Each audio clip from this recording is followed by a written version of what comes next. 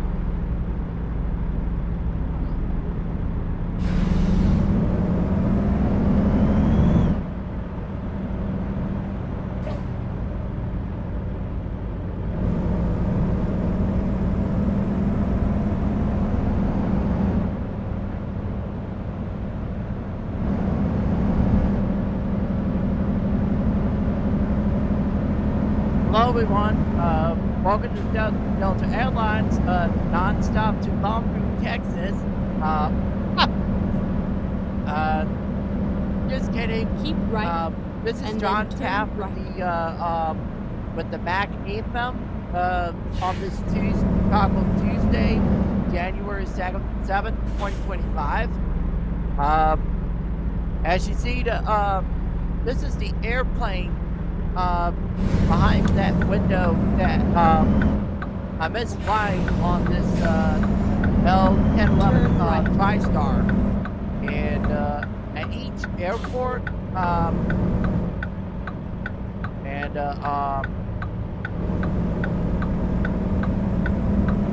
Get ready to turn left. this is what I Turn left. missed flying on, and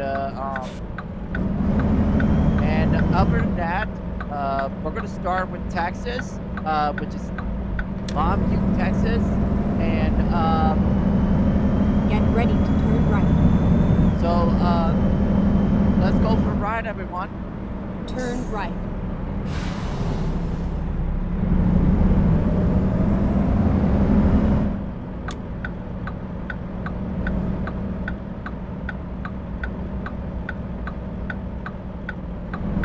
One more thing. Keep left and then turn If you're left. on Steam today, and Turn this left. truck has the 650-gallon tank, and it's going to be a lot of miles on this truck. So this is for long rides only. So Let's now begin the ride, everyone.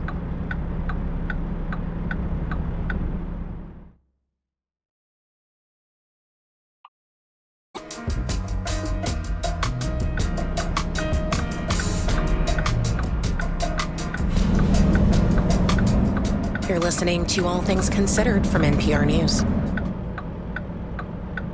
Every week, a well-known guest draws a card from the wild card deck and answers a big question about their life. Michelle Buteau says she wasn't sure she belonged in the world of stand-up comedy. I had like coworkers when I first started stand-up tell me like, you should do stand-up, and I'm like, I should not. Because I would go to shows and everybody was like so unhappy, and I was like, maybe this is not for me. Maybe I'm too happy for this. But I was like, you know what? After sitting through shows, I want someone to feel like they are like also living life. I want to be inspired. And so I'm just like, there's all different types of music and there can be different types of comedy. Buteau has found a lot of success. Last year, she starred in the movie Babes, and the TV show based on her memoir, Survival of the Thickest, was renewed for a second season. Her new Netflix comedy special, A Beautiful Mind, at Radio City Music Hall is out now. She talked to Wildcard host Rachel Martin about body image. 1, 2, or 3? Okay, I'm going to go for 3. 3. It's a lucky number. What's a piece of advice you were smart to ignore? Oh my God, lose weight. Shut up. People that tell you to lose weight are never a doctor. They never look happy. Like, what are you talking about? What are you talking about? Lose weight, people won't like you, love you, or you can get a job. Shut up. Not only am I going to keep my weight, I might gain some weight. Okay? I'm going to gain some weight, and I'm going to create jobs. And I'm not going to give you one of them. I'm just going to show you what it looks like to love my body, my double chin, my extra rolls. Okay? Let's do this. Did someone My say... buckets of thighs. Reroute. Sauce on the side, you can't afford it. So sorry. But did someone say the words to you? You will be more successful if you lose weight.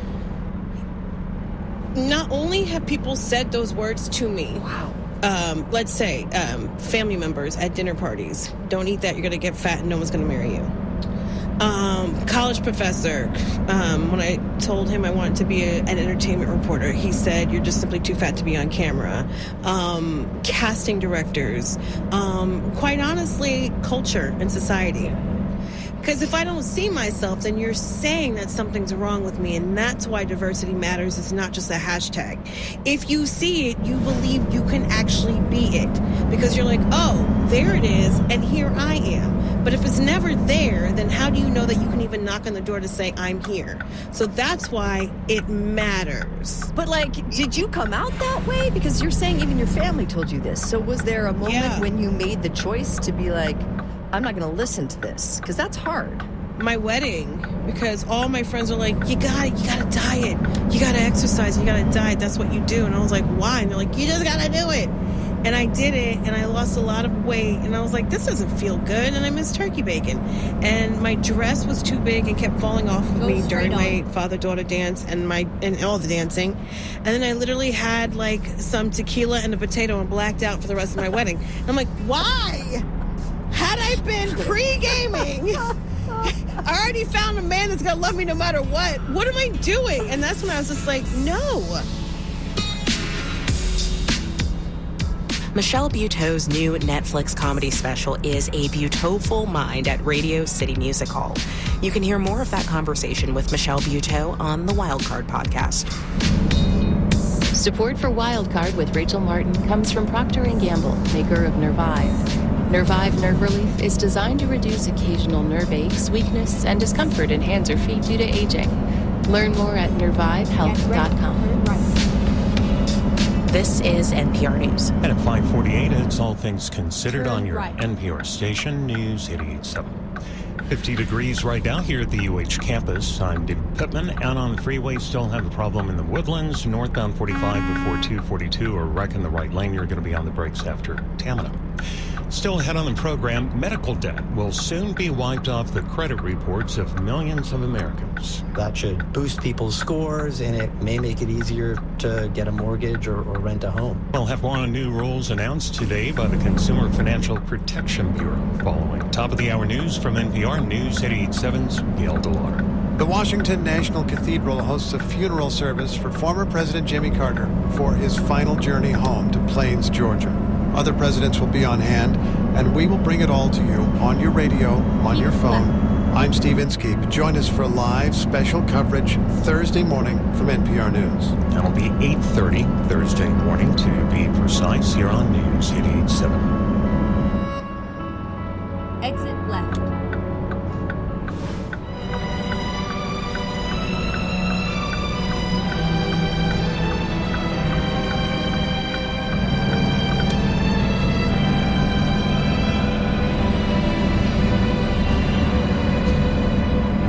Support comes from the UT Health Houston Mood Center, recruiting patients with treatment-resistant depression for the global clinical trial of psilocybin. For more information, visit go.uth.edu/compass. Tonight on Houston Public Media TV8, it's two big season premieres, starting with Finding Your Roots at 7. Then at 8, it's Lucy Worsley Investigates, as she explores the unsolved case of Jack the Ripper. Tonight on TV8.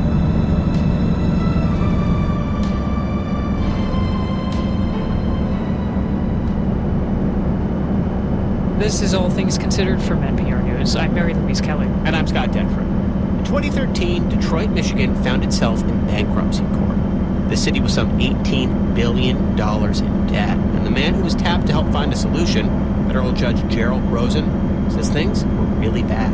40% of the streetlights were out. The water and sewer system was completely beyond its shelf life. We were springing floods all over. Snow wasn't being plowed, garbage wasn't being picked up. Police response time was over an hour. There were 12,000 fires a year, and really the city had no assets other than the Detroit Institute of Art, and all of the creditors wanted to liquidate it. Meaning sell the art, which would have been a huge blow to one of the most revered museums in the world, as well as the city as a whole. So Rosen figured out a plan to both keep the art and pay off the city's debt. A decade later, now retired from the bench, he has written a full account of his time as the mediator at the center of the complicated deal. The book is called Grand Bargain, the inside story of Detroit's dramatic journey from bankruptcy to rebirth. To get a sense of the scale of the problem Rosen faced, began by asking how many different entities Detroit owed money to. Well, there were 170,000 different creditors, but of course those would be broken into groups, and the major groups were of course the retirees, and with their retiree health care debt, which was almost $6 billion, and their pension underfunding debt, which was $3.5 billion conservatively stated. Really it was much more than that. The other creditors were bond issuers and their insurers of all kinds. Of course, it was a bankruptcy, so anything that one creditor got would leave less for other creditors.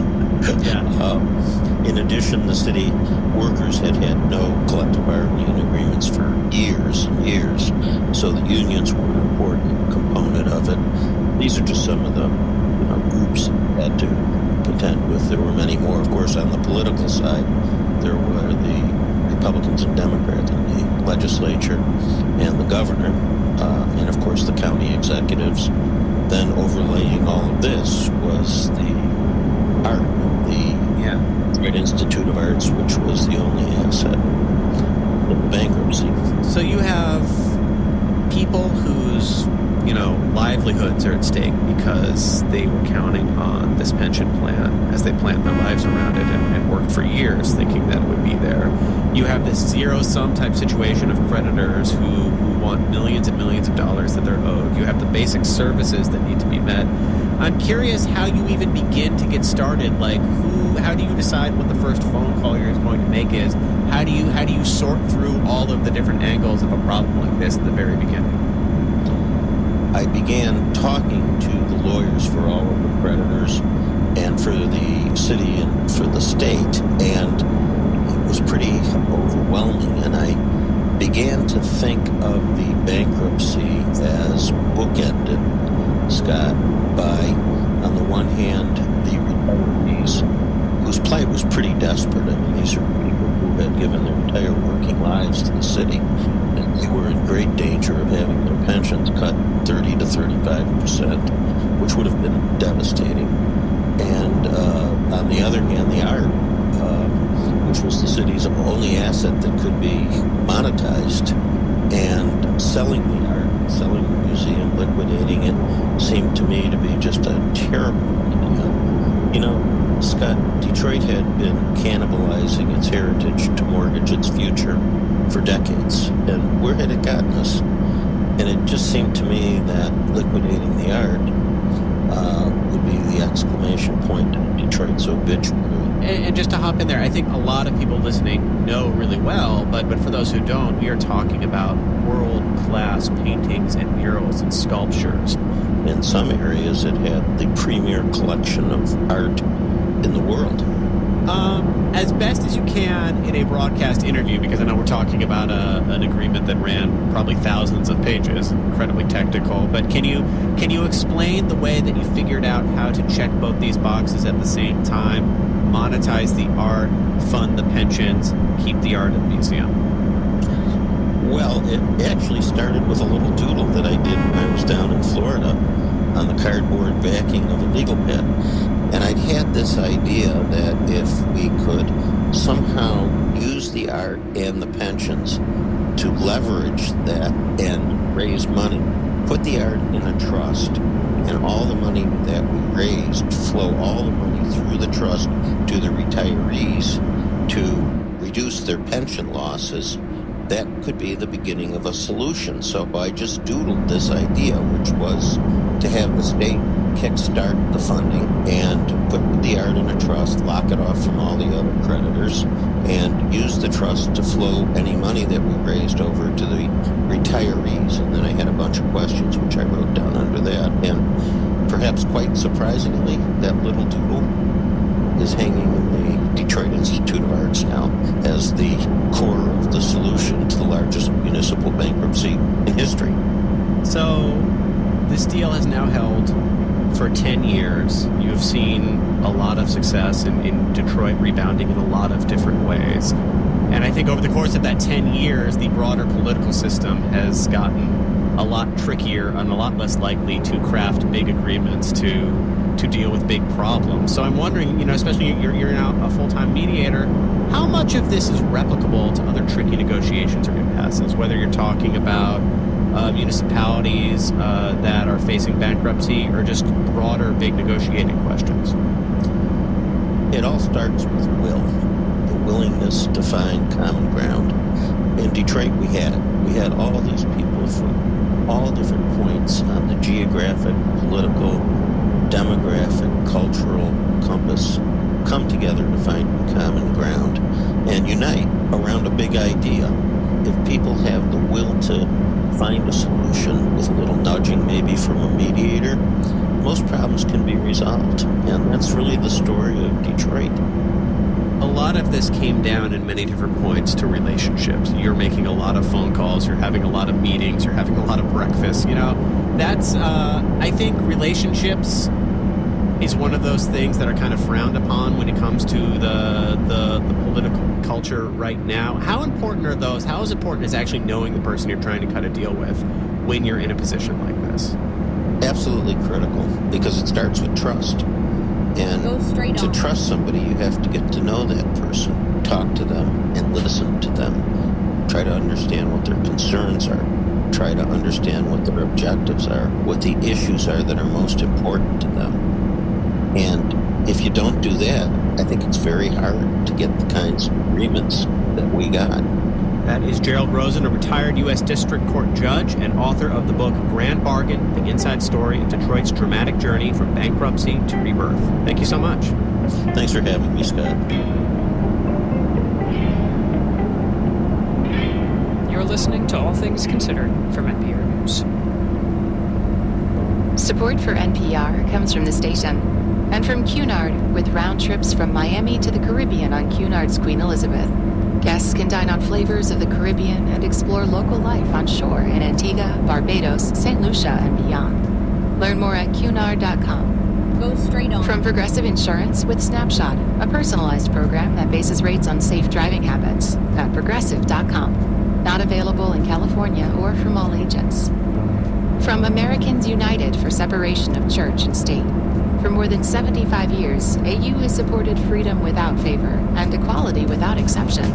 Learn more at au.org/NPR. And from the John D. and Catherine T. MacArthur Foundation at macfound.org. We're a minute away from 6 on a Tuesday evening here on your NPR station, News Hit 87. Back out to northbound 45, the wreck before 242 just cleared from the right lane a couple of minutes ago. You're going to be slow and go from around Tampa. Support comes from Baylor College of Medicine, creating tomorrow's medicine today. Known for their medical research and innovation, Baylor College of Medicine is a proud sponsor of Houston Matters with Craig Cohen, Monday through Friday at 9 a.m. on News 88.7.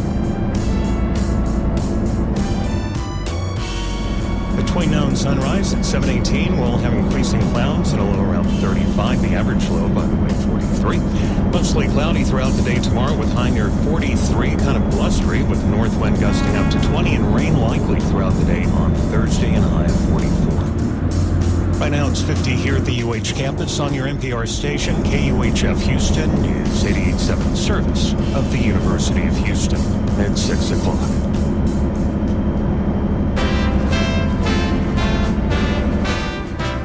In a parting move from the Biden administration, medical debt will soon be removed from credit reports. But could the incoming Trump administration undo that? Today is Tuesday, January 7th, and this is All Things Considered from NPR News.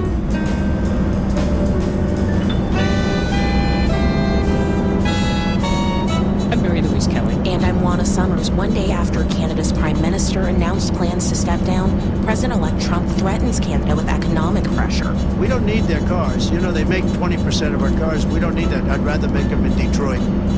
We don't need the cars. We don't need their lumber. Also, new fiction takes on the subject of toxic motherhood. This concept of the perfectly self-sacrificing mother for whom independent life ceased to exist. And how tribal leaders are working to beat Rocky Mountain spotted fever. First, the news. Live from NPR News in Washington, I'm Jack Spear. Former President Jimmy Carter, who died at the end of December, is being honored at the U.S. Capitol today. As NPR's Barbara Sprunt reports, dozens of members of Carter's family were in attendance, as well as members of the Biden cabinet and former Carter administration cabinet. Vice President Kamala Harris, Senate Majority Leader John Thune, and House Speaker Mike Johnson delivered eulogies that emphasized Carter's values of service and citizenship. Here's Johnson. President Carter's life, his selfless service, his fight against cancer, and his lasting contributions to his fellow man are all truly remarkable. Whether he was in the White House or in his post-presidential years. Harris detailed Carter's creation of the Departments of Education and Energy and his efforts to put people of color on the federal bench. Members of the public can pay their respects through midnight and again on Wednesday. Barbara Sprunt, NPR News, the Capitol. Mandatory evacuation orders are in place for more than 30,000 people in Los Angeles County. Cal Fire says there is an immediate threat to life. Fast-moving fires already grown to more than 1,200 acres, fanned by gusty winds. Megan Garman had to flee her home with her daughter and was ultimately forced to abandon her car on a clogged road. She says she's never seen anything like it. Never. And I've lived in Malibu my whole life, and I've seen tons of fires. This is nothing. I'm scared for my life. It's terrifying. The evacuation order includes parts of the famed and picturesque Pacific Coast Highway. It also affects everyone living in Pacific Palisades. It includes Big Rock Beach, Tuna Canyon Park, and Las Tunas County Beach. There are reports of some homes damaged by flames. President-elect Donald Trump is not ruling out the use of military force to acquire Greenland. NPR's Franco Ordonez reports Trump has reportedly expressed his desire to acquire the island territory, which is strategically located as home to a U.S. military base. During a press conference at his Mar-a-Lago resort, Trump was asked if he would rule out economic or military coercion to gain control of Greenland. He said he would not, calling it a necessity necessity for American security. You don't even need binoculars. You look outside, you have China ships all over the place. You have Russian ships all over the place. We're not letting that happen. We're not letting it happen. He questioned whether Denmark, which has long controlled Greenland, has a, quote, legal right to the territory. Franco Ordonez, NPR News, Palm Beach. Once again, a day where what's good for Main Street went the other way for Wall Street. Stocks lost ground after a pair of reports on job openings and business activity were stronger than expected. Stocks down on concerns the good news might make the Fed less likely to cut interest rates. The Dow fell 178 points. The Nasdaq dropped 375 points today. You're listening to NPR News in Washington. Live from News 88.7 in Houston, I'm Gail DeLauder. Governor Abbott says he's mobilized the Department of Public Safety to move assets from the Texas Anti-Terrorism Task Force. The policy attack in New Orleans by radicalized Houston resident Shamsuddin Jabbar. The governor says the activation is to ensure the safety of Texans and to prevent future acts of terror. DPS will also be partnering with FBI field offices on joint terrorism task force operations in Texas. 3 firefighters are recovering from severe injuries after they were hurt in an early morning apartment fire in southwest Houston. Firefighters were trapped behind a heavy door, prompting a Mayday call. Houston Mayor John Whitmire describes the intensity of the fire. Their equipment melted, their air packs melted on their backs, their helmets were melted. They were very close to losing their lives. Officials say a firefighter who recently came back to the department is the one who dislodged the door that was blocking their escape. 3 injured firefighters were rushed to Memorial Hermann Medical Center with serious burns. State inspectors have found the Harris County Jail failed to search an inmate's wheelchair that allowed the man to smuggle a loaded handgun into the jail. News 88.7's Lucio Vasquez says the gun was inside the jail for more than a month before authorities eventually found it. The inspection occurred in December, about a month after the gun was found inside the seat cushion of a prisoner's wheelchair. According to the report, state inspectors found the wheelchair had not been searched when the prisoner was booked into the jail back in October. The report says that the sheriff's office reported the incident to the state after the gun was found. At the time, the sheriff's office said they launched an internal investigation that would include, quote, a review of relevant policies and procedures. I'm Lucio Vasquez, News 88.7. The Rockets are on the road tonight to play the Wizards, and that game is just getting underway in Washington. Increasing cloudiness as the evening goes on, overnight low dropping down to about 36 degrees. It'll be cloudy tomorrow, high near 45, temperatures near 38 degrees tomorrow night. I'm Gail DeLauder, News 88.7. Support for NPR comes from NPR stations. Other contributors include Melville Charitable Trust, committed to ensuring all people have a safe, stable, and affordable home that allows them to thrive. Information about ways to prevent and solve homelessness is at melvilletrust.org. It's All Things Considered from NPR News. I'm Mary Louise Kelly. And I'm Juana Summers. Medical debt will soon be wiped off the credit reports of millions of Americans. That is according to new rules announced today by the Consumer Financial Protection Bureau. Healthcare debt burdens about 100 million people in this country, something that NPR has been reporting on in our Diagnosis Debt series with our partners at KFF Health News. And KFF's Noam Levy is here to talk about these new rules. Hi there. Hi. Noam, if you can just start by laying out the problem. Why is this new policy necessary? Well, so as many of your listeners no doubt know, medical debt is a huge problem. About 4 in 10 adults have some form of healthcare debt, we found. And it's taking a really grim toll on patients and their families. People are forced to work extra jobs, to drain their savings, even give up their homes, all because of big medical bills they can't pay. Now, one of the most pernicious ways that medical debt can hurt is by dragging down your credit score. You have an unpaid bill, it gets reported to a credit agency, and all of a sudden it's harder to get a car loan, to rent an apartment, get a job. Or you have to pay a higher interest rate because you have bad credit. So that's part of the reason why a lot of patient and consumer advocates have pushed for these new rules, and it's why the Biden administration worked to expand protections for people with medical debt. So tell us about this new policy. What exactly does it say, and when does it kick in? So this reg was issued by the Consumer Financial Protection Bureau. That's the watchdog agency that was set up after the 2009 financial crisis. And the agency began kind of digging into medical debt a few years ago and has been working on this regulation for a while. And it does kind of two important things. One, it bans credit agencies from including medical debt on consumers' credit reports. And it says that lenders can't consider medical information in debt as they assess borrowers. Now, it was just issued, it has to go to the Federal Register, and then it will be effective in 60 days, which works out to, I think, the middle of March, like March 17th. I mean, just in a practical sense, what kind of impact do we think this will have on people's lives, given how many people are affected by medical debt in this country? I mean, it could mean a lot, actually. Now, we should say that kind of as attention has focused on medical debt recently, the major credit bureaus have already started removing some medical debt from consumer reports, and this included smaller debts under $500. But millions of people around the country still have medical debt on their credit reports, and CFPB's estimated that about 15 million people who owe about $49 billion in medical debts could benefit from this. So that should boost people's scores, and it may make it easier to get a mortgage or rent a home. Now, here in Washington, in just a matter of days, there will be a new administration in power. Can the incoming Trump administration undo this? Well, it's kind of a complicated question. Typically, when a new administration comes in, the president stops all federal agencies from issuing rules, including ones that are under development. Trump did this the first time around in 2017, but this is now what's called a final rule, and that means that to undo it, the Trump administration would have to start a whole new rulemaking process, which typically takes months, years, and it requires a lot of administrative hurdles. Now, if Trump and his GOP allies really want to scrap this, Congress could vote to rescind the regulation. But then a whole lot of Republicans would have to go on the record against what is probably going to be a pretty popular consumer protection. There is one more way, though, that Trump could hobble this.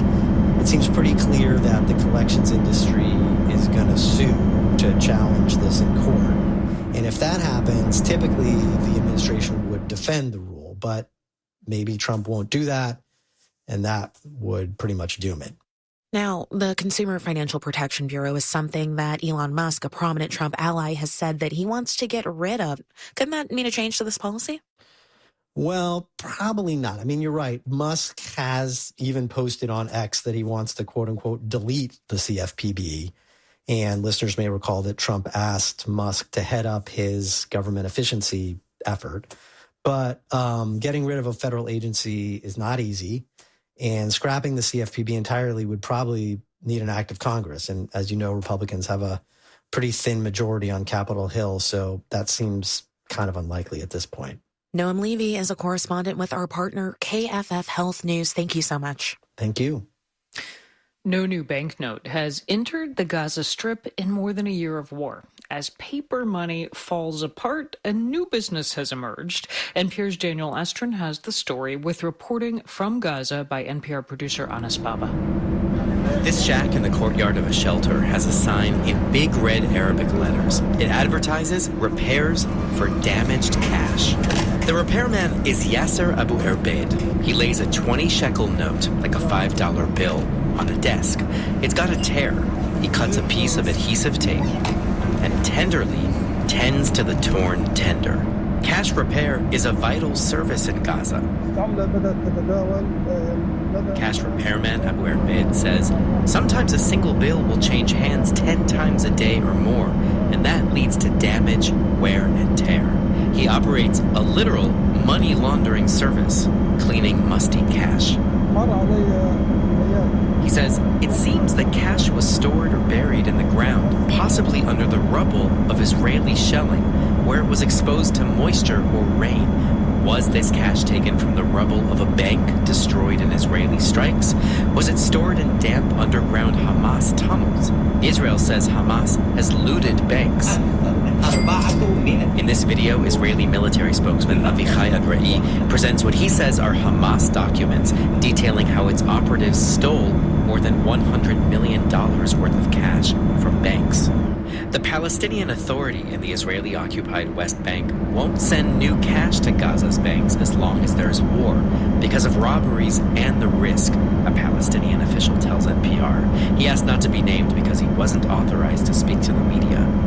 On top of that, many banks have been destroyed in Israeli strikes. Not a single bank or ATM is operating in Gaza today.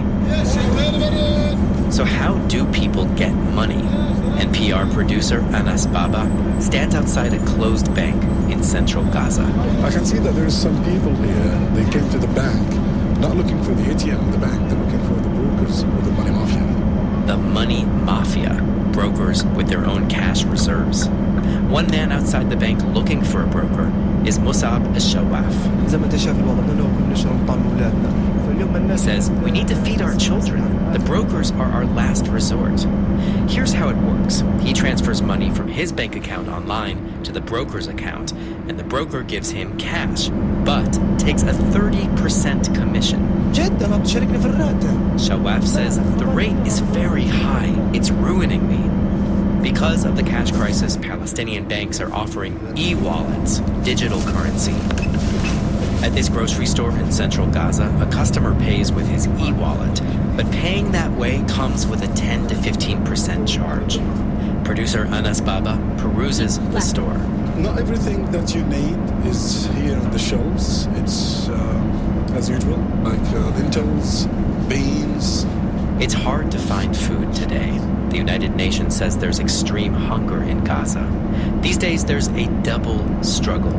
The struggle to find basics like baby formula for a child, and the struggle to find the money to pay for it. Keep left. Daniel Estrin, NPR News, with producer Anas Baba in Gaza. Jean-Marie Le Pen, the founder of France's post-war far-right movement, died today. He was 96. He was repeatedly charged with hate speech by French courts and ran for president 5 times, never winning. His daughter is current far-right leader Marine Le Pen. NPR's Eleanor Beardsley reports. Jean-Marie Le Pen has been part of the French political landscape since he founded his far-right party in 1972. His fiery anti-immigrant rhetoric has inspired the European far-right today, says historian and political analyst Nicole Bacheron. He is kind of the grandfather or the great-grandfather of the populist movement in Europe. He is the one who brought forward issues of immigration, globalization. Le Pen was the only child of a religious mother and a fisherman father killed at sea by a German mine in 1942. After World War II, Le Pen worked his way through law school in Paris. As a young man in the 1950s, he joined the Foreign Legion and fought in France's colonial wars in Indochina and Algeria, fueled by a love of empire and a hatred of communists. Le Pen became one of the youngest members of the French Parliament in 1956. 16 years later, he founded his own party, the National Front. Its slogan, France for the French. For years, it was on the anti-immigrant nationalist fringe. A radio interview in the 80s sealed his fate. He suggested the Holocaust was a detail of history, and his political brand became for many in France and Europe toxic. But in 2002, to everyone's surprise, Le Pen made it to the second round of the French presidential election. A fluke due to a fragmented left-wing vote and poor turnout. The vote stunned the country. Millions demonstrated.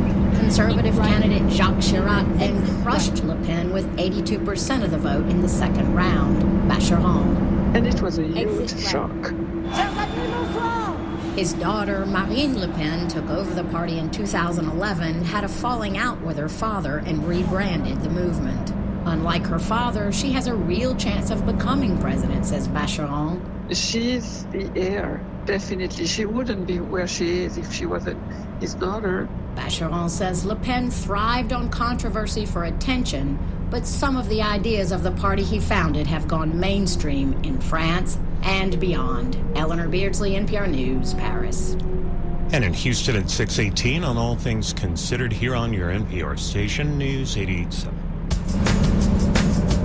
Hi, this is Matt Harrop. There's been a lot of news to cover in Houston over the last few months. Keep listening to Houston Public Media for the latest, and if you've got a car, truck, boat, or RV you don't need anymore, donate it to the station. It could be worth hundreds of dollars in support.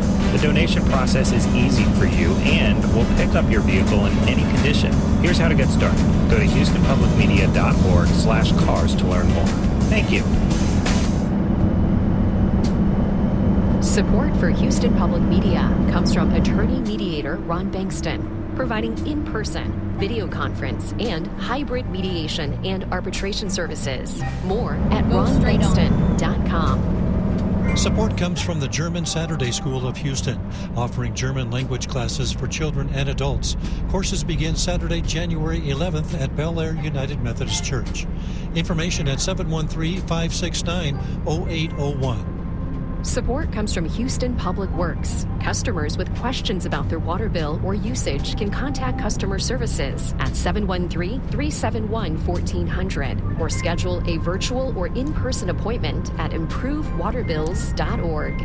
Support also comes from members like you and from the Moody Center for the Arts, presenting Score for Transitional Times, a multimedia dance performance exploring the body's connections to the earth.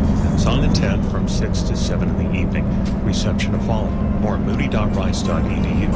And from Blake Hilligeist Real Estate, independent commercial and residential real estate broker with over 30 years experience guiding clients through economic downturns, realty challenges, and everyday life situations. More at BlakeSellsHouston.com. Got some rain on the way late Wednesday, early Thursday, and the eastern half of Harris County is abnormally dry right now, along with the northern half of Brazoria County. Southern half of Brazoria is in a moderate drought, along with all of Galveston County, according to the U.S. Drought Monitor, so we can stand a little bit of rain around here. And 620. Support for NPR comes from the station and from C3 AI. C3 Generative AI works to enable rapid access to traceable, hallucination-free insights from enterprise systems, helping turn the invisible into the obvious. This is Enterprise AI. From Indeed, designed to be an end-to-end hiring solution for businesses of all sizes to attract, interview, and hire candidates all from one platform. Learn more at Indeed.com/NPR. And from listeners like you who donate to this NPR station. From NPR News, this is All Things Considered. I'm Juana Summers. And I'm Mary Louise Kelly. In the opening pages of Emma Knight's debut novel, she describes a typical student breakfast at the University of Edinburgh, Scotland. Scrambled eggs too puffy to be true, she writes. Also, baked beans with a faint aftertaste of ash, pliable triangles of potato bread, and something darkly sausage-like. Well, I had to smile reading this, having been a student at a British university myself back in the 90s. Along with breakfast, Knight's novel takes on subjects of motherhood and female friendship and first love. The novel is the life cycle of the common octopus. Emma Knight, welcome. Thank you for having me. It's a joy to be here. And I have to congratulate you on the alarmingly accurate description of the darkly sausage-like food as you're describing the cafeteria offerings for students in Britain. Is this a delight you experienced firsthand? It absolutely is, although my favorite was the porridge. Which they do quite well. Extremely well. All right, so tell us about your protagonist. Her name is Penn, and she has just arrived as a student in Edinburgh. Yes, so Penn is an overachieving 18-year-old late bloomer from Toronto.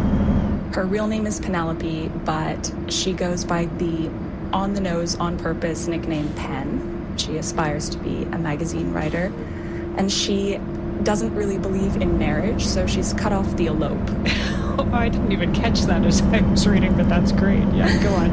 So she, throughout her childhood, could sense that her parents were hiding something from her. And at age 18, she decides that she's going to find out what.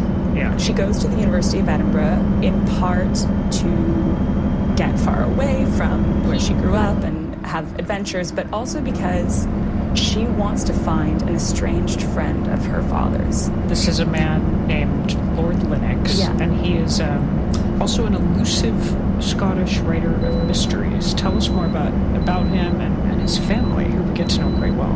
Yeah, so Elliot Lennox has been dubbed the Peerless Peer by the press, and he is a well-known author of detective fiction whose series of novels have been gripping the world for over a decade by the time Penn tracks him down. And he is one of those fortunate people who found the right job for his talents. He grew up in a beautiful, crumbling castle on the east coast of Scotland, and he is extremely welcoming toward Penn, to a degree that surprises her. He invites her to spend the weekend. She writes him a letter through his literary agent, not even really expecting a response. And he writes back, inviting her to come on the train and spend the weekend. So she does, and she meets his seemingly perfect family, his captivating wife, Christina, and his son, Sasha. She keeps tugging at the thread of this family secret that she knows exists, but she doesn't know too much about it. And he does just about anything to make her feel welcome, except for answering her direct questions. She does do a lot of growing up in that 1 year. You write one beautiful scene between her and her father, who has shown up out of nowhere. He decides he's going to appear and take her out to dinner. And you describe him, among other things, as knowing how to wield silence. And you write that Penn, in contrast, was too young still to know how not to fill the silence. Tell me what you're playing with there. This is definitely something I'm still learning. Yeah. Part of it is about the sort of the dramatic irony that exists when one gets a bit older and is able to look back on one's younger self and see all of the knowledge gaps that are glaring. Penn the child is with her father, and Penn the adult is observing the questions that young Penn has for her father that he can't quite answer. The older narrator views with a lot more empathy and understanding of the position that he's in. You also bring so much laughter and joy, just pure joy, to the scenes of what it's like to be 18 years old, 19 years old, out in the world for the first time. There's so much banter and silliness and flirting. And that must have been a just total delight to write. I had way too much fun writing the real novel. Give us a taste of that one. Well, there's a character called Fergus Scarlettmore. He was actually the first character who came to me. He sort of strode into my brain wearing trousers the color of smoked trout and a melancholy frown, and started heckling Penn. There's a lot happening at the Reeling Ball, but one of the things that's happening is a kind of mating dance between Fergus and Penn. The characters not knowing exactly what it is they want. There's something Jane Austen about what you're describing there. Oh, that's very kind of you. I love Jane Austen. I love Jane Austen. I mean, Evelyn Waugh writes funny college scenes very well, and young people thinking that they're sophisticated. Yeah. I mean, Jilly Cooper does such a great job of writing about the mating dance with a sense of humor. Yeah.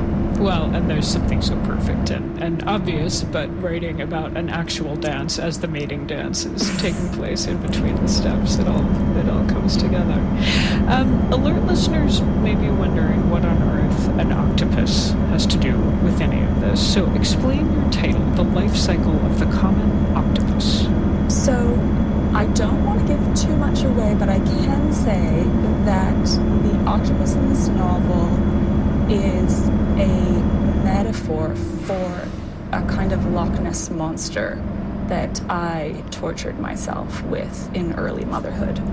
And I don't think I'm the only one. This concept of the perfectly self-sacrificing mother for whom independent life and ambition cease to exist. Now, the octopus in real life is famous for spending a large portion of her life brooding over her eggs. So this creature works very hard to make it to adulthood in a difficult world, and then after mating stops eating and begins to waste away while taking care of her eggs.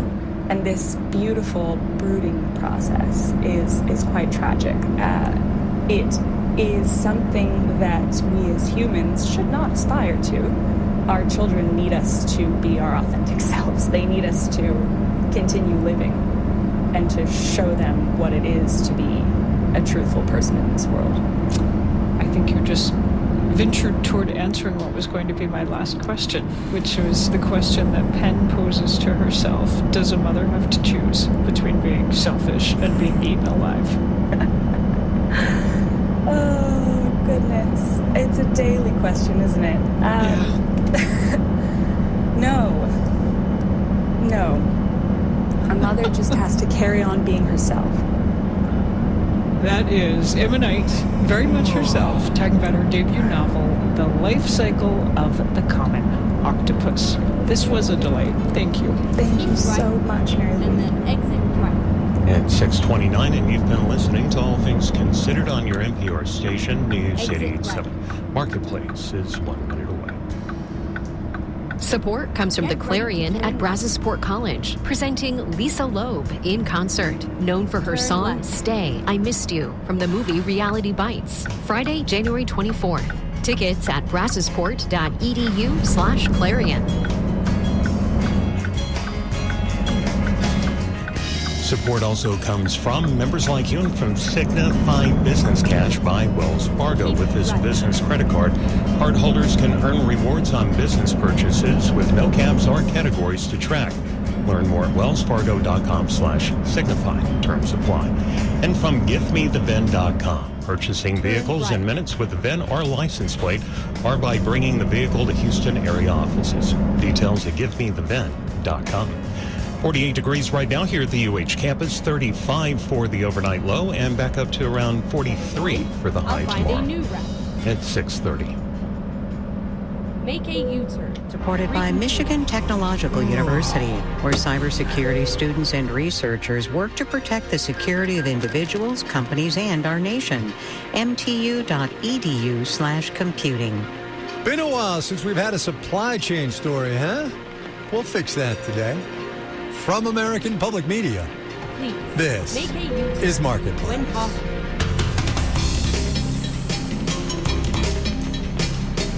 Marketplace is supported by Viking, dedicated to bringing travelers closer to the destination. Viking offers a small ship experience with no children and no casinos. Discover more at Viking.com.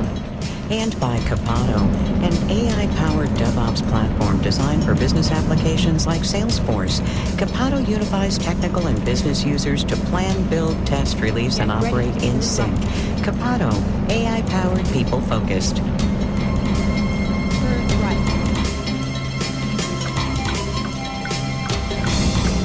In Los Angeles, I'm Kai Risnell. It is Tuesday today. This one is the 7th of January. Good as always to have you along, everybody.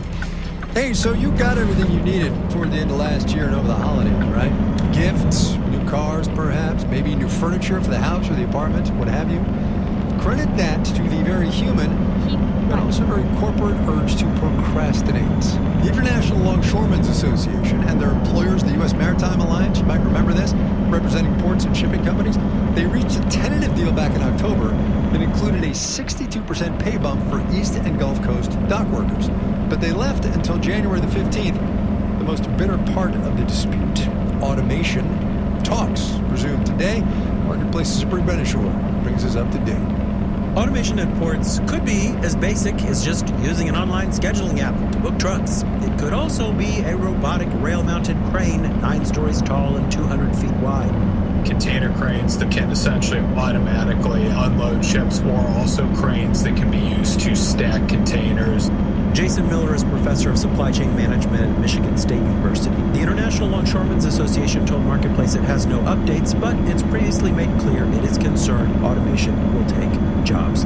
Miller says it's hard to say definitively, but so far automation appears not to be replacing jobs, but changing them. as an example, if you have more automated container cranes, you may need less individuals in the role of being a container crane operator, but you now need more individuals with the specialized skills to fix those container cranes if they break.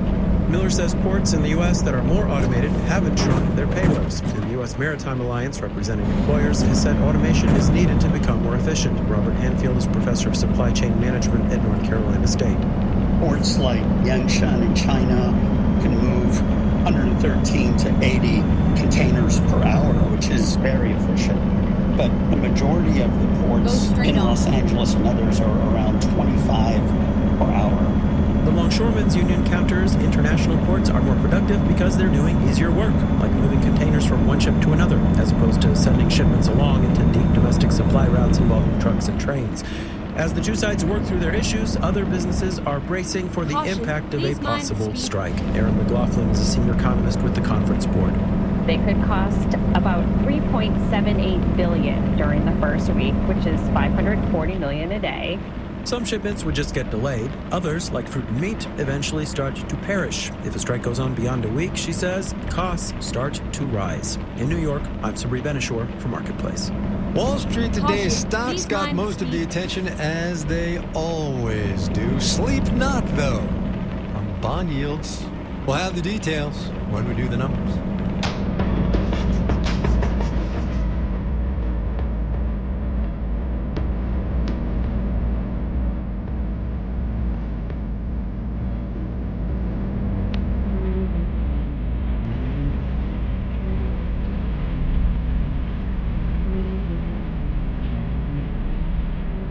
We talked a bit yesterday on the program about the T-word, tariffs, specifically what they might do should President-elect Trump do what he says he's going to do, what those tariffs might do to the value of the dollar. Today, a different but related exploration of the economic importance of the 20th letter of the alphabet, trade. We learned from the Commerce Department this morning that the trade deficit in November was just over $78 billion. That's more than it was when President Biden took office, and it's more than it was at the very beginning of the first Trump administration. But, as Marketplace's Elizabeth Trovall reminds us, and for all that we are going to be hearing about them over the next 4 years, trade gap numbers ain't all that.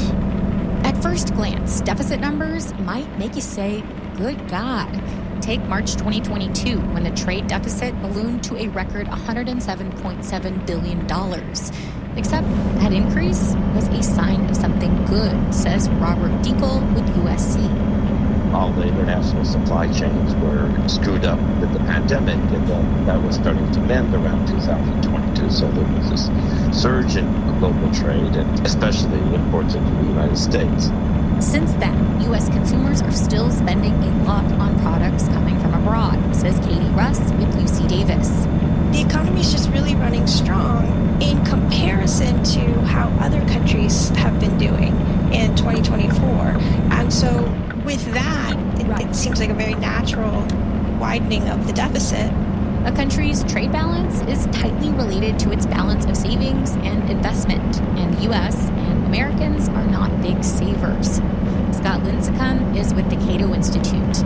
Nations that tend to save less and spend more will run trade deficits. And he says trade policy, like tariffs, play a relatively minor role in the trade deficit, which he says is a symptom of something else.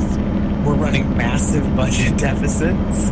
And when we consider trade deficit numbers today, the wonks have a different figure they prefer, trade balance as share of GDP. It's not like we're hitting new heights of the deficit when you think of it relative to GDP. That's Sam Fordham at Yale. Sometimes these numbers can look huge when you look at them in dollar terms. If you look at the ratio, kind of comes into focus. That focus? Trade deficits haven't fluctuated much relative to GDP during both the Trump and Biden administrations. I'm Elizabeth Trovall for Marketplace.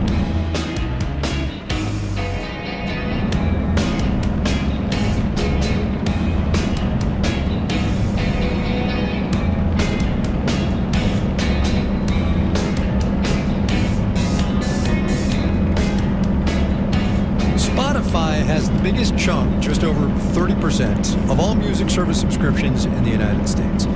That market share and the influence that comes with it have helped the company transform the music industry and its business model over the past 10 or 15 years. And yet, much of what Spotify does and how it makes money are less than widely understood. That leads me to a notebook out today by music journalist Liz Pelly. It's called Mood Machine, The Rise of Spotify, and the Costs of the Perfect Playlist. Liz, thanks for coming on the program. Thank you so much for having me. Let us begin with the title of this book, The Rise of Spotify, The Costs of the Perfect Playlist. That is the nut of Spotify's business, the playlist, right? For a long time it has been, yeah. I would say these days, what they think of as maybe their core product offering is not just a playlist, but the whole recommendation system, or the whole different incarnations of how they sort of serve you the perfect recommendation at the perfect moment through both playlisting and algorithmic discovery tools. Well, so back up for us, actually, and take us back to, how this originally started over in Europe. Daniel Ek from Sweden, obviously, and some collaborators. It didn't start with the playlist, right? Yeah. When Spotify started, it was really more like a search bar, and the user would have to know what they were looking for, whether that be an album or an artist. And it was really after they launched in the United States and compete with some other pre-existing digital services in the United States, that they started to lean more into this idea of being not just an app that you could go to access, quote unquote, all the music in the world, but to really know your music taste better than you know it yourself, as they would frame it. So this idea of the playlist then is critical now to Spotify's business model. I guess my question is, we should have addressed this earlier, actually. I should. What do artists get out of the perfect playlist? We know what Spotify gets, which is, a third of the market or whatever the heck it is, right? What do artists get out of it? Yeah, that's a great question. I think that in the early days of streaming, there were a lot of narratives that were pitched to artists as a much more democratized approach to music recommendation than perhaps the old gatekeepers like commercial radio DJs or major record labels. But as the streaming era played out, a lot of musicians, saw that what had happened was it was really just that new types of gatekeepers emerged. And one of the things that originally got me interested in researching this subject was hearing musicians talk about, how confounded they were by this new playlist ecosystem that they were expected to navigate, and how mystifying it was trying to figure out who was behind these playlists and how they're going to get onto them. The shift from the curated playlist to the algorithmic playlist has only kind of like further entrenched the sort of mystification and consolidation of power in terms of who controls what the user sees when they open the app. Right, exactly. So this is one of the things I wanted to get to in this book, and it was really interesting to me because there has been a push on Spotify's behalf to convince artists to sort of take less of a cut of the stream, as it were, the pennies on the dollar that they get, in order to get priority in a playlist. And I'm not describing it well, but there is an element of payola here, right? It's the old pay-to-play thing that the FTC outlawed like in the 50s and 60s. Yeah, so something that's really interesting, and I'm always, I'm hesitant to use the word payola because payola has a specific legal definition. So, all right, so for the lawyers out there, that's not what I said. I said something else. All right. Anyway. What I've been, told is that really a more accurate phrase is calling it a payola-like practice, because it has elements of payola, but it's, slightly different in that in the era of commercial radio payola, this was considered like, something that had to be done under the table, like, sliding piles of cash in exchange for radio play. But today, a lot of these pay-for-play programs are out in the open. So the program that you're referencing is called Discovery Mode, and it's a program where an artist or their rights holder, their record label, can accept a 30% reduction in royalties in exchange for algorithmic promotion or algorithmic placement in a playlist. And the listener does not know when they're being served a recommendation that is shaped by these commercial deals, but it all operates under the banner of editorial. So, about 6 weeks-ish ago, I said to myself, I'm going to stop listening to news and political podcasts because I was overloaded and blah, blah, blah. We all know why that happened. And I said, I'm just going to turn on Spotify. When I would ordinarily listen to a podcast, I'm going to turn on Spotify and let the algorithm serve me up whatever it's going to serve me up. Am I somehow to blame? My consumers somehow to blame for what Spotify has become? You know? Turn left. So you're asking like if listeners are part of the problem. Yeah, basically. I mean, I don't know if I think it's true that, listeners are part of the problem. I think that there is a degree to which not just Spotify, but in the whole platform era, there's been a sort of obsession with frictionlessness in order to boost user engagement, similar to how we've seen across other platforms. Platforms use certain tactics in order to hook users, and it's kind of part of a bigger dynamic that we see play out across what most people know as the internet today. Right. And user engagement is just a metaphor for corporate revenue, right? Exactly, yeah. These are ways in which people's listening is being shaped to bolster a bottom line. Right. Last thing, and then I'll let you go. This book, in addition to being deeply reported and super interesting just in terms of learning new things about Spotify that probably a lot of people don't know, it is in some ways a cultural criticism, right? It's really thoughtful. And I say that not to butter you up. I say it to set up this last question, which is this. At the end of the book, literally like second or third last page, you talk about where we go from here in the future of music. And you say, luckily, the future of music is not something that was unilaterally decided in 2008 when the major labels struck their first deals with Spotify. Are you sure? I think so. I think that, something that I write in a similar breath, in addition to the sentence, maybe for the sake of this show, that I say that music is too important to be left to the marketplace alone, and that it also requires a political counterweight. It's a story that begins nor ends with one company, and also, the story of streaming is as much about what's changed as it is about what's stayed the same. So in some ways, it's kind of pushing open space for independent artists and space for engaging with music in a way that is more fair is kind of something that people in the music world have always had to do. If you thought you knew about Spotify, you did not. You should read this book. It's called Mood Machine. Liz Pelly wrote it. Liz, thanks a lot. I really appreciate your time. Thank you.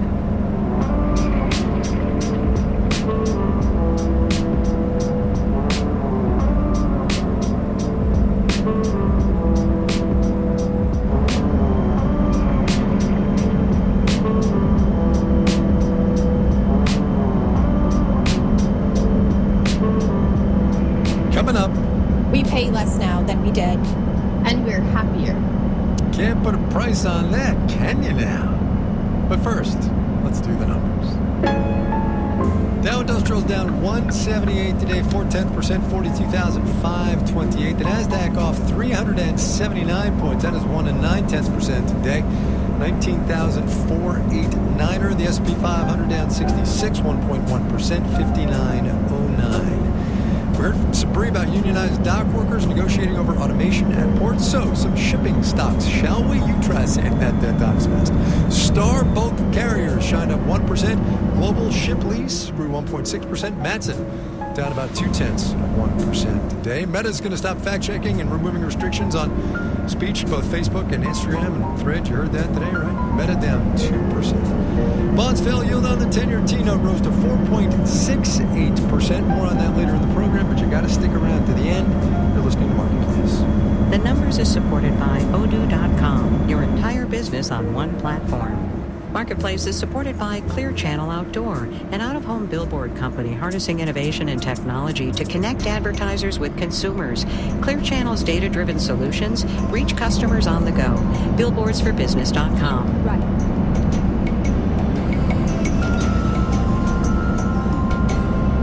At 6:47, you're listening to News 88.7.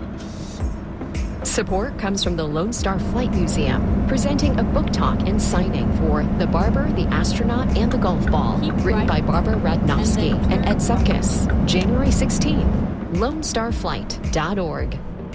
Support comes from HealthLink Advisors, preparing hospitals for cyber attacks and resulting downtime, with clinical-led business continuity services designed to ensure continuous patient care and operations. More at healthlinkadvisors.com. Support comes from Houston Grand Opera, presenting Puccini's La Bohème. Set in Paris, this production explores themes of love, life, and friendship. Headlined by soprano Iritza Valise, January 24th through February 14th. Tickets at hgo.org. Houston Public Media is a service of the University of Houston and is supported with your gifts to the Houston Public Media Foundation. More information available online at houstonpublicmedia.org/donate. This is Marketplace. I'm Kai Risdall. If you are in that giant swath of the country that's gotten all the snow and the frigid temperatures over the past couple of days, it most certainly does not feel like this winter is going to be much less wintry than winters used to be. But it is. The National Oceanic and Atmospheric Administration says the Southwest and most of the country east of the Mississippi, in fact, are going to get warmer than usual weather a lot more usually. Now, that might not sound so bad unless you're the kind of person who enjoys shoveling the driveway a time or two before work in the morning. But lots of people rely on cold weather and the snow that comes with it to put food on the table. Among them, people who count on plowing snow every winter. Marketplace's Kaylee Wells spoke to some of them in Northeast Ohio.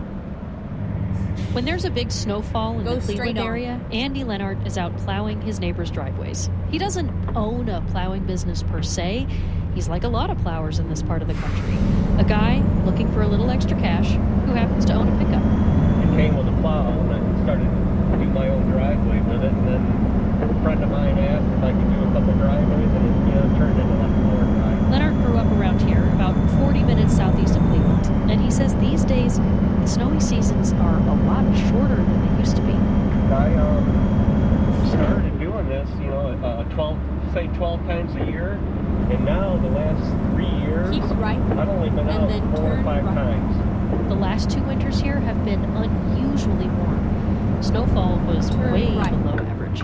You start talking about, global warming and that, but it's like it's real. I'm convinced, it's I have facts, it's written down in my charts, when I'm doing this.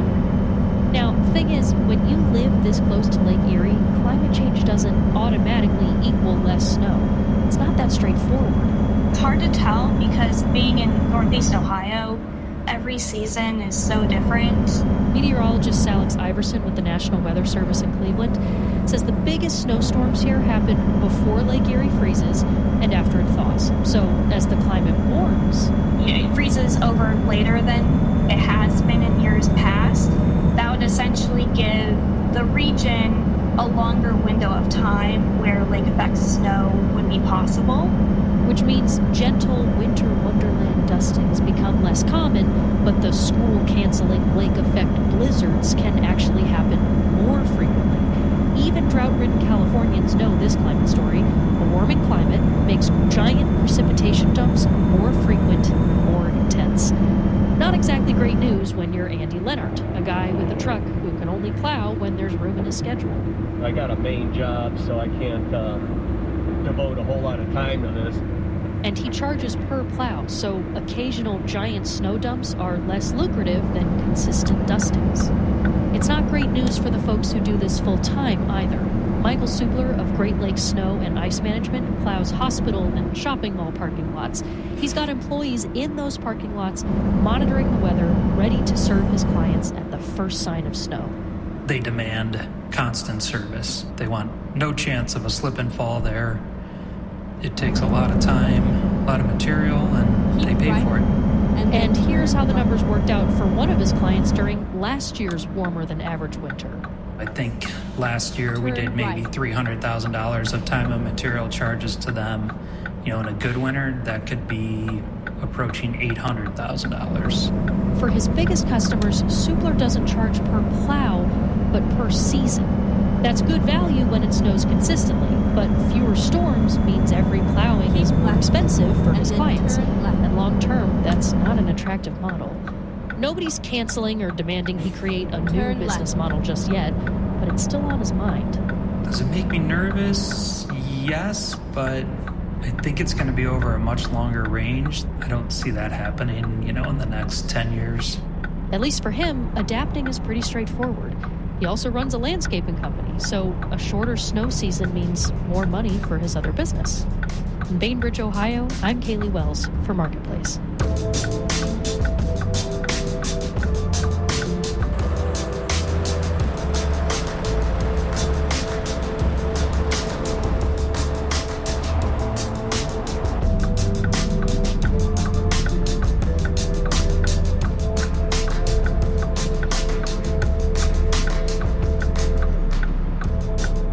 With home prices and mortgage interest rates as high as they are right now, right around 7% for a 30-year fixed, a lot of young home buyers are getting help. You know that, right? From parents maybe, or a wealthy benefactor perhaps. Or how about just a really good friend? Last year we told you about two best friends who ditched their apartment in New York City, bought a house together in Barry City, Vermont. We called them back this week to see how communal home ownership is going. Hi, I'm Cass Lang. I'm Jordan Hayden, and we've been homeowners in Berry City for 2.5 years. Was I supposed to? I thought you were going to finish it off. Berry City is very much small town vibes. We've gotten involved on a local level in, we go to city council meetings, which is something we never did in New York City. We've been able to really settle and grow roots.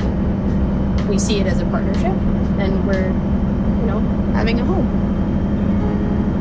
Here in Vermont, we both make more money in our jobs that we currently have, and what we pay for our mortgage is less. If you're just comparing rent to mortgage, we pay less now than we did. And we're happier. Right. Which is priceless. Yes. I think one of the biggest things we've done is we've added solar panels to our roof.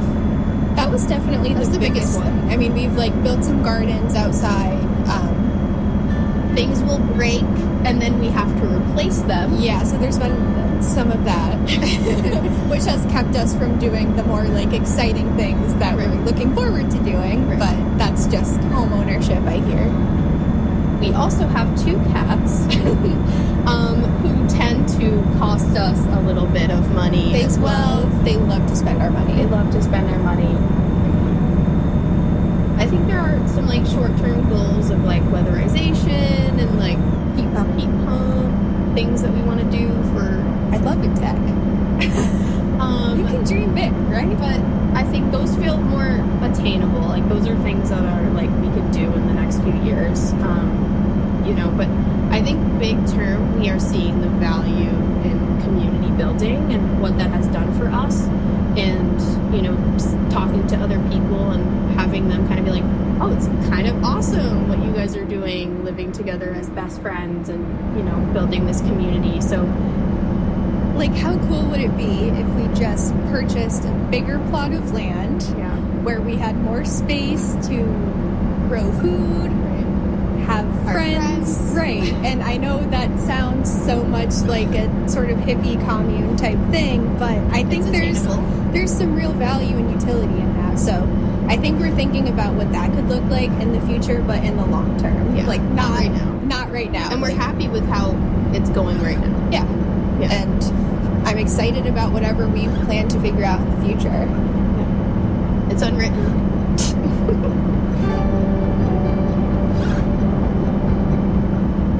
Cass Lang, Jordan Hyde, Barry City, Vermont. You can tell us about your adventure in housing at marketplace.org.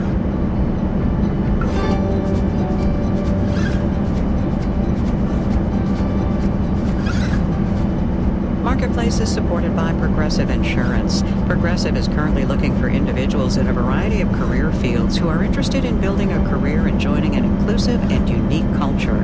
More information, including application, at progressive.com/careers. And by Bitwarden Password Manager. In 2025, companies can invest in securing all devices and accounts with a password manager designed to protect sensitive information across the enterprise.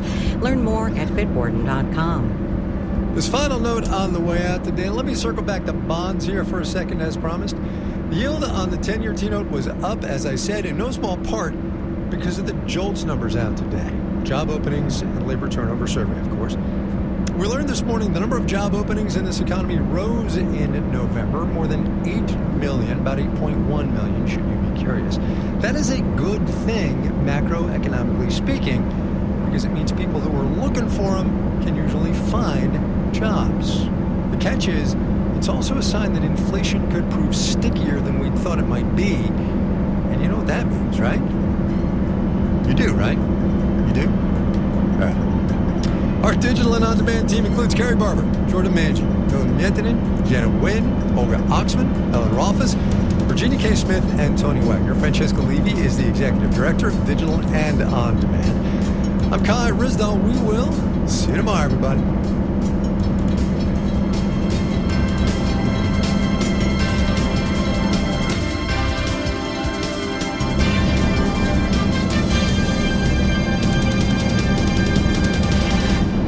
This is 8 p.m.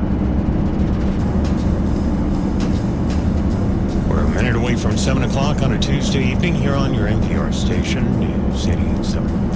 One last look at the drive home finds a pair of problems. One of them wrapping up as we speak. It's on the North Sam eastbound direction at Gesser. It had been taking up a couple of right lanes, and like I say, it's just about gone. You're going to be heavy before Fallbrook, and westbound 225 right before the 610 loop. A couple of left lanes taken away, and you're slowing down from Scarborough. Support comes from Carr, Riggs & Ingram, CPAs and Advisors, a top 25 nationally ranked full-service accounting and advisory firm offering tax, audit, accounting, consulting, and advisory services. Learn more at cricpa.com. Between now and 7:18, we'll have 7:18 being sunrise time. We'll have increasing clouds and a low around 35. It'll be mostly cloudy throughout the day with high near 43. Kind of blustery. Winds out of the north gusting up to around 20. By now it's 48 here at the UH campus on your NPR station, KUHF Houston, News 88.7 service of the University of Houston.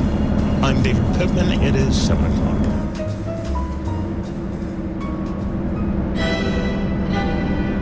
Voters have spoken. They re-elected Trump to the White House for a second term. They elected a Republican Congress.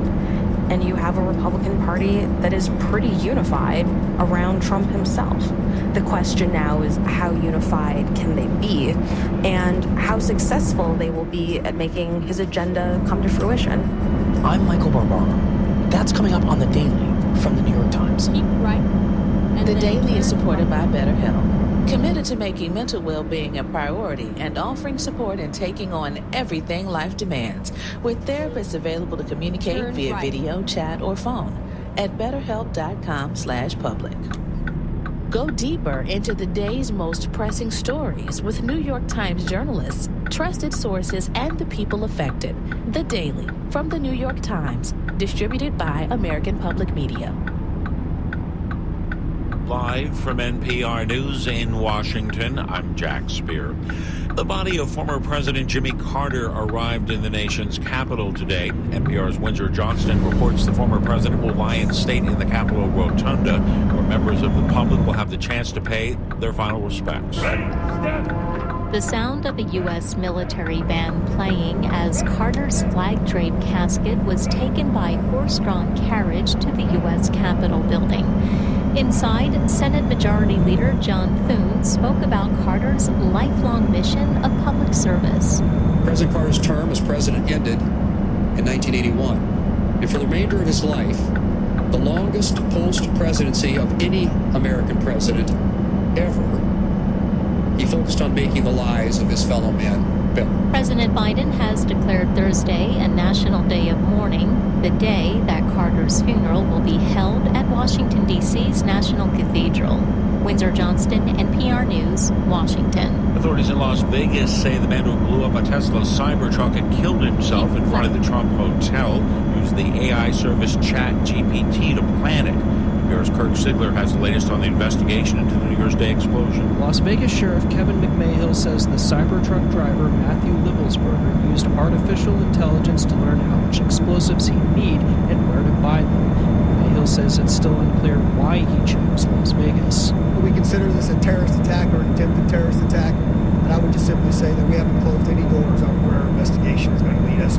Authorities also released surveillance footage showing Livelsberger pouring racing fuel in the truck, which they say contained 60 pounds of explosives that ignited after he shot himself. Police say the decorated 37-year-old active duty Green Beret had no prior record and hadn't been considered a threat. Kirk Sigler, NPR News. President Biden is in Los Angeles today. He traveled to Southern California to mark the creation of 2 new national monuments. But events had to be canceled due to extreme fire risk, NPR's Deepa Shivram explains. Los Angeles County is facing extremely dangerous winds and a fire that broke out in the Hollywood Hills area. The conditions led the White House to cancel President Biden's trip to the eastern Coachella Valley, where he was going to mark the creation of the Chuckwalla and Satitla Highlands national monuments. The 2 monuments will protect more than 800,000 acres of land. The event is being rescheduled to next week and will instead take place at the White House during President Biden's last week in office. Deepa Shivram, NPR News, Los Angeles. Banking giant JP Morgan is the latest big company to say it's considering requiring all its roughly 300,000 employees return to the office 5 days a week. Bloomberg News initially reporting senior execs at the company are discussing the idea, which would most likely affect back office staff who currently required to be in 3 days a week. You're listening to NPR News in Washington. President Biden's decision to block a nearly $15 billion deal by Japan's Nippon Steel by U.S. Steel is not playing well in Tokyo. Japanese leaders seeing the rejection of the merger as a betrayal after decades of U.S. pressure to lift barriers on trade and investment. Japan is Washington's closest ally in Asia. Venezuelan opposition organizers are calling for mass protests ahead of President Nicolas Maduro being sworn in for a 3rd term. As Jorge Valencia reports, it's amid a climate of repression over an election that, according to many international observers, Maduro lost. Venezuelan opposition leader Maria Corina Machado is urging her supporters to go out on the streets this Thursday. That's the day before Maduro's next presidential term is set to begin. And she says she will also come out, even though she's in hiding out of concern for her safety. Because there is no way I'm going to miss that day, she tells reporters on a video call. This will be a day we'll talk about with our grandchildren, and they will talk about with their grandchildren, she says. Maduro's government has arrested more than 2,000 protesters since the election last July. For NPR News, I'm Jorge Valencia in Bogota. It comes at a tough time for the nation's biggest ski resort. More than 200 ski patrol employees at Utah's Park City Mountain Resort walked off the job December 27th seeking higher pay.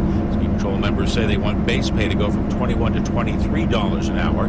Meanwhile, resort owner Vail, for its part, says it granted a 50% pay raise to ski patrol workers 2 years ago. The ongoing strike forcing the resort to close many of its lifts and trails. I'm Jack Spear, NPR News in Washington. Support for NPR comes from NPR stations. Other contributors include Charles Schwab, offering investors choices like full-service wealth management, advice, investing, and trading on Thinkorswim. Learn more at schwab.com. And from the Doris Duke Foundation.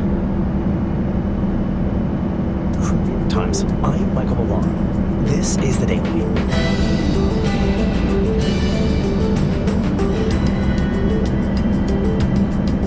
Today, during its first few days in power, the Republican-controlled House and Senate have vowed to put aside their furious intra-party battles to make Donald Trump's sweeping agenda the law of the land.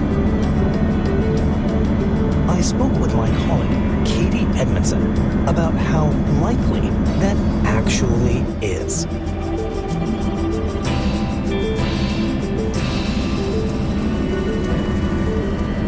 It's Tuesday, January 7th.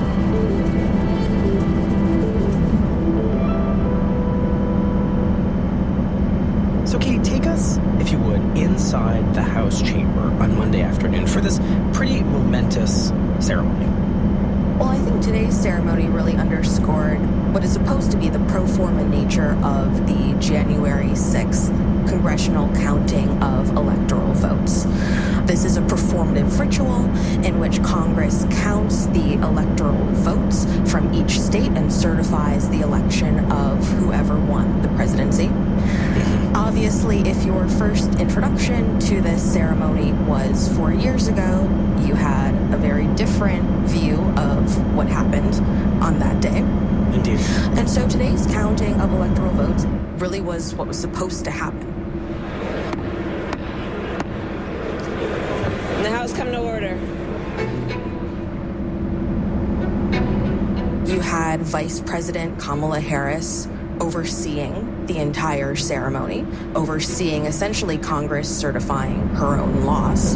The certificate of the electoral vote of the state of Maryland seems to be regular in form and authentic. And at the end of this entire process, it falls to her to be the one to say that Trump was the candidate who won the electoral votes to win the presidency. Donald J. Trump of the state of Florida has received 312 votes. Kamala D. Harris of the state of California has received 226 votes. Right, it's all very respectful, and it's the peaceful transfer of power in action. Yeah, I think lawmakers were largely pretty relieved to see that they were able to all come together here, complete their ceremony without any major events. But I also think at the same time, you'd be kidding yourself if you pointed to this particular vote and said, well, Congress is going to be a pretty drama-free institution, a pretty united institution moving forward, when in fact, you only have to look back to the vote that played out on the House floor on Friday with the re-election of Mike Johnson to the speakership to see there are some pretty raw divisions within the House Republican Conference that are likely going to animate this Congress moving forward. Well, talk us through that. What exactly happened last Friday? Well, really, Michael, this is the continuation of the story that you and I have talked about for so long now, which is that there is this group of ultra-conservative, anti-spending fiscal hawks in the House Republican Conference who feel that they have been again and again let down by House Republican leadership when it comes to matters of government spending. These are the guys who voted to oust Kevin McCarthy when he was Speaker. And this time, when it came to the re-election of Speaker Mike Johnson, they decided to play the role of the thorn in his side yet again. And why exactly did they choose to fight this Speaker's re-election, given Johnson was for a long time considered a kind of kindred spirit to these House conservative Republicans and someone whose strong relationship with them would insulate him from this kind of rebellion? So on paper, it should have been a glide path for Johnson, but these ultra-conservatives for months now have been nursing the same grievance against Johnson that they had against McCarthy, which is that when it comes to keeping the government open, avoiding a shutdown, passing these massive spending bills, both Johnson and McCarthy routinely relied on Democratic votes to keep spending levels flat, and it is something that has just infuriated these hard-right Republicans. The other factor that was working against Johnson here is that he had an extraordinarily thin margin in the House. So in order to win the speakership on Friday, he was able to lose just one Republican. And we knew that Congressman Thomas Massie of Kentucky was going to vote against him. For all the fiscal reasons we've been discussing. Exactly, and so that meant that he could not afford to lose anyone else on the House floor during that vote. And we got our first sort of inkling that there was going to be real trouble for him on this first ballot early on.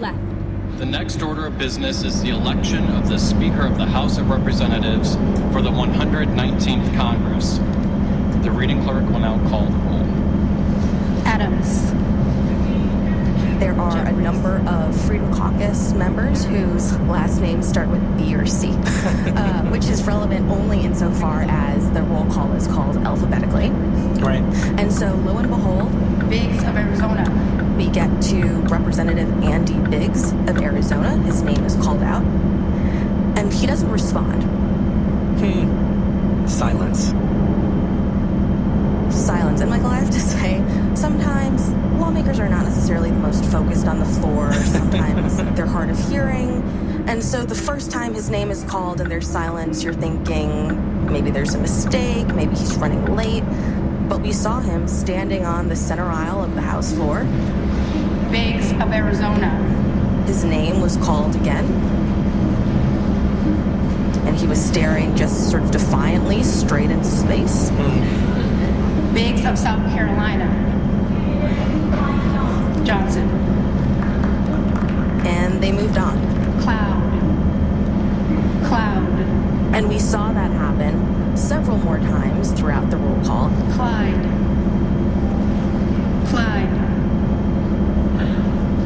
And it became extraordinarily clear, especially given which lawmakers were refusing to answer, that this was a concerted effort to deprive Johnson of the votes he needed to become speaker and basically to put a stick in his eye.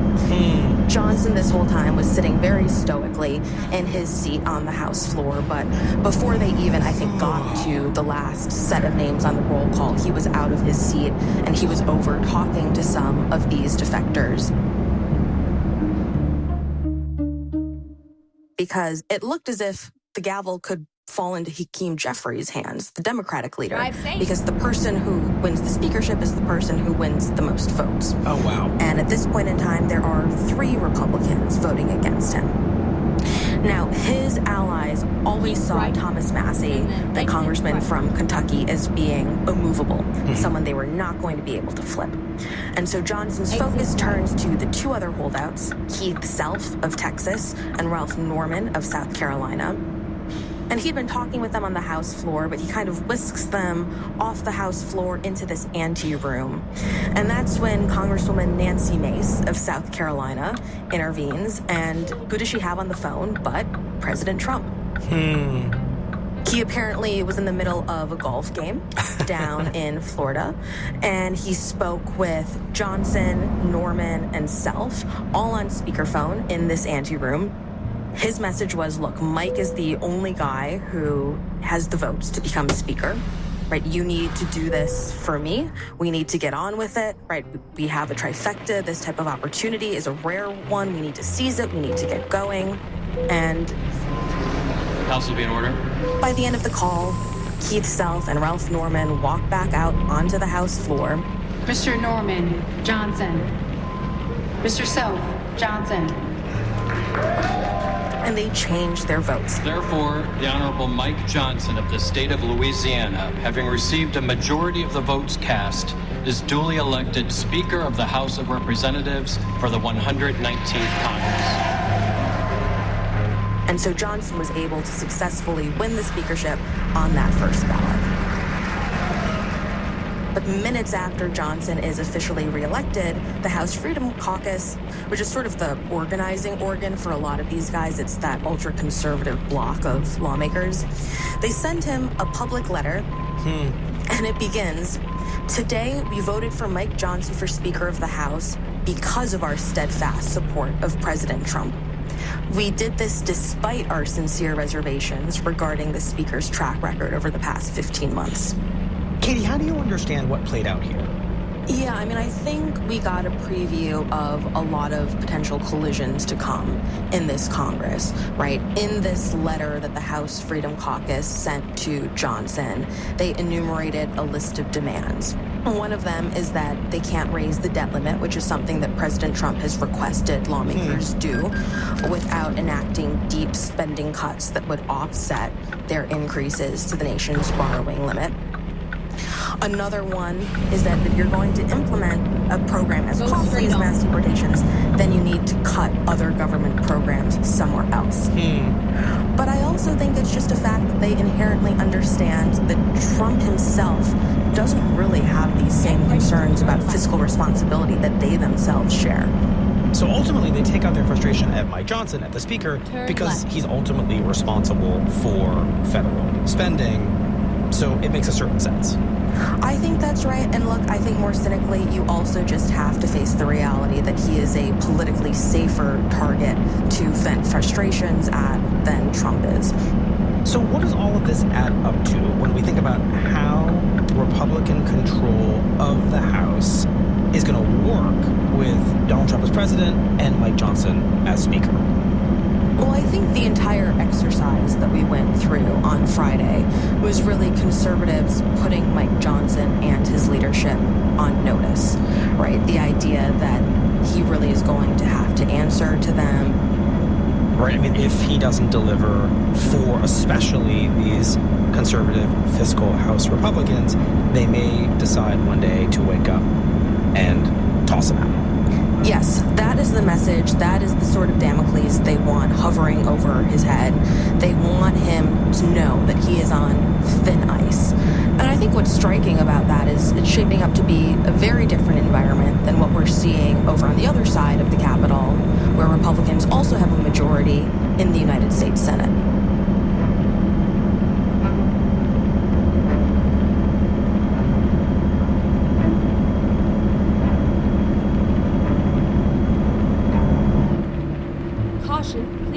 We'll be right back.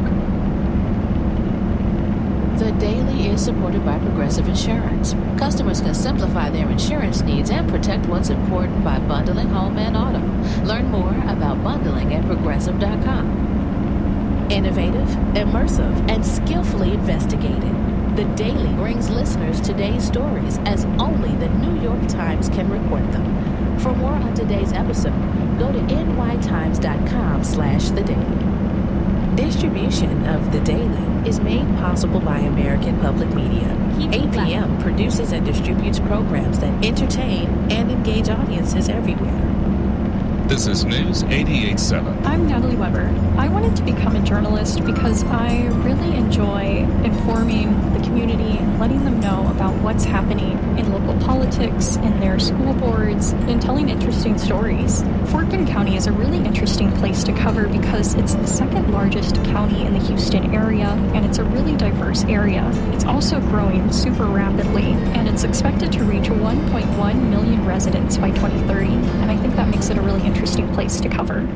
Support comes from the Clarion at Brazosport College, presenting Lisa Loeb in concert, known for her song Stay, I Missed You, from the movie Reality Bites, Friday, January 24th. Tickets at brazosport.edu/Clarion. Support comes from the Women's Institute of Houston, offering adult lifelong learning classes on topics including arts, languages, history, world affairs, and more. Spring registration at wih.org. During its first few days in power, the Republican-controlled House and Senate have vowed to put aside their furious intra-party battles to make Donald Trump's sweeping agenda the law of the land. I spoke with my colleague, Katie Edmondson, about how likely that actually is. So, Katie, describe the dynamic now at play over in the Senate side of the U.S. Capitol under Republican control. Go straight on. Well, while all of this drama was playing out in the House on Friday, things were much calmer over in the Senate. We saw the newly elected senators get sworn in, but probably the biggest change was that Mitch McConnell is no longer the Republican leader. And that's for the first time in about 2 decades. Instead, we have a new leader helming the Republican conference, and that is Senator John Thune of South Dakota. But that wasn't necessarily a foregone conclusion. So back in November, there was, I would say, a clutch of MAGA conservatives who said, look, if we're going to have this governing trifecta, why don't we make sure that we have a true MAGA loyalist leading Senate Republicans? And this is where Senator Rick Scott of Florida threw his hat in the ring to challenge John Thune to lead the Senate Republican Conference. Now, one incredibly important difference between how the House elects the Speaker and how senators elect their party leader is that the Senate does it by secret ballot. And by the time the first round of ballots were cast, it was clear that Rick Scott was not going to have the votes to lead the Republican conference at all. And I think that helped Thune get over the finish line here. But I think a lot of these Republican senators saw Thune as an institutionalist. He actually served as McConnell's deputy. Well, just explain that. How should we think of Thune And what is his relationship to Donald Trump? You've made clear that he was not the MAGA candidate. What is he exactly? Well, I think it might be best explained in his own words. Senate Majority Leader Thune, welcome back to Meet the Press. Thanks, Tristar. He actually went on to a Sunday show a couple of days ago and was asked, how would you describe your relationship with President Trump right now? What's your relationship like with Donald Trump? And his response was, well, you know what? It's evolving. It's evolving. Which I think kind of tells you all you need to know. Trump himself actually once accused John Thune of being a rhino, a Republican in name only, which is one of sort of the worst political slurs that can be bandied about within the Republican Party. And what earned him that moniker, that slur, rhino, from Trump? Well, that is because John Thune not only did not support Trump's effort to challenge the 2020 election results, but he also was quite publicly skeptical of that effort to overturn Biden's electoral victory. I actually remember very distinctly a reporter asking Thune in the halls of the Capitol leading up to January 6, 2021, asking him, well, John Thune, what do you think about Donald Trump's effort to overturn the election here? And Thune's answer was, I think it's going to go down like a shot dog, which Trump did not take kindly to. But 4 years later, I think when it comes to the big issues, securing the border, rebuilding the military, strengthening the economy, generating energy dominance for this country, those are all things on which we agree. So that his incentives and Trump's political incentives are aligned. At the same time, he is certainly not a MAGA loyalist in the vein of Rick Scott. And I do think one of the reasons why Republican senators ultimately voted to have him lead their conference was because they are looking for a leader who is willing to assert a little bit more independence. And they thought he would provide some sort of level of protection for the Senate as an institution at a time when Trump has strongly suggested he wants to co-opt that independence for his own agenda. Right. I guess the question is, just how much or just how little? That's right. That is going to be the question of this Congress. So, Katie, let's bring all of this together as we consider how this Congress is likely to operate over the next few weeks, next few months, next basically 2 years until there's a midterm election and things might change. Is this a Republican-controlled House and Senate that's actually practically capable of getting Trump's agenda passed? I mean, it's going to be really tough. Now, we have a blueprint of what they hope their major legislative accomplishment is going to be. What's that? So Republicans right now are talking about shoehorning in a number of their priorities, raising the debt limit, enacting deep spending cuts, extending the Trump tax cuts from 2017, as well as cracking down on immigration, implementing these new border security policies. And they want to put it all into one bill that they're going to try to fast track through Congress using this process called budget reconciliation, which allows the Senate to pass a measure like this using just a simple majority vote. Right. Democrats did this with the Inflation Reduction Act. That's right. And the point of that is that it's a much lower threshold of support needed to pass this than what is usually required in the Senate. Now, the problem with this is that by jamming all of this legislation into one bill, maybe even jamming it into two bills, as some have suggested, is that this essentially becomes sort of a seesaw from hell. What does that mean? Well, you have lawmakers who want to include very expensive immigration measures, who want to extend the Trump tax cuts, which are estimated to cost about $4 trillion. And at the same time, they want to make sure this bill doesn't cost money or add to the nation's debt. And so that means in order to offset the costs of all of those other policies, you're going to have to enact some really deep spending cuts.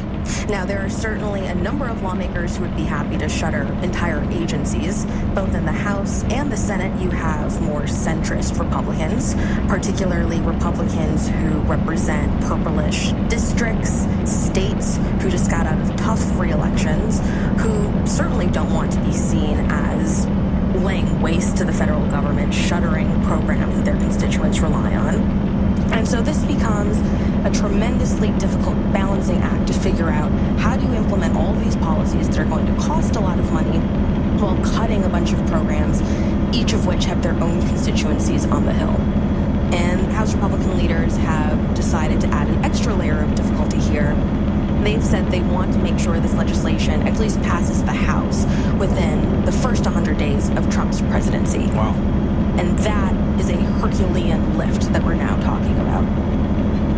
But the voters have spoken. They re-elected Trump to the White House for a second term.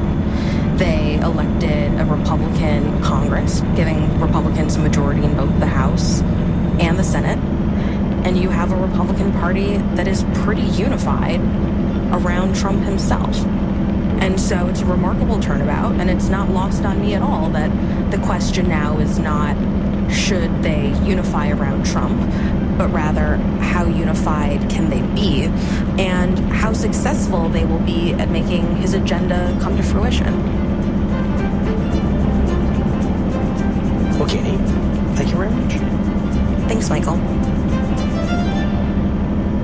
The Daily is supported by Seed. Seed's DS-01 is a 24-strain 2-in-1 probiotic and prebiotic engineered to survive digestion, support healthy regularity, and promote whole body health. Learn more at seed.com/public. Innovative, immersive, and skillfully investigating. The Daily brings listeners today's stories as only the New York Times can report them. For more on today's episode, go to nytimes.com/thedaily. The Daily is powered by the journalism of the New York Times and is distributed by APM, American Public Media. You can go deeper into the stories you hear on The Daily at nytimes.com/thedaily. That's it for The Daily. I'm Michael Robardo. See you tomorrow. Hello, I'm Doug Allison, South Region President of Common Spirit Health. As St. Luke's Health recognizes 70 years of providing care for our communities, we remain committed to supporting access to vital information. That's why we support Houston Public Media. Support for Houston Public Media comes from attorney mediator Ron Bankston, providing in-person, video conference, and hybrid